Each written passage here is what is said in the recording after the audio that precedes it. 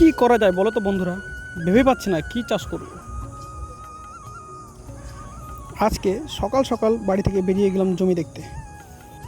মাঠে গিয়ে দেখি জমিতে ধানের শীষ সুন্দরভাবে বেরিয়েছে, আর কিছুদিন গেলে মোটামুটি পেকে যাবে। আর এদিকে দেখো একজন সুন্দর করে জমি চাষ করে রেখেছে, সবজি লাগাবে বলে। যাই নাকি সবজি লাগাবে। এদিকে দেখো বন্ধুরা, একজন কাকু আলু লাগিয়ে দিয়েছে জমিতে। আর এদিকে জমির চাষের প্রস্তুতিও চলছে, অনেকে বীজ দিয়ে দিয়েছে ঘাস মরার জন্য। এদিকে আমি বড্ড টেনশনে আছি, সারা বছর খেতে তো ভালোই সবজি লাগে, তাই ভাবছি আমাদের এই জমিতে কিছু সবজি লাগাবো, কিন্তু ভেবেই পাচ্ছি না কী লাগাবো। তো বলো তো বন্ধুরা, কী কী সবজি লাগানো যায় এই জমিতে।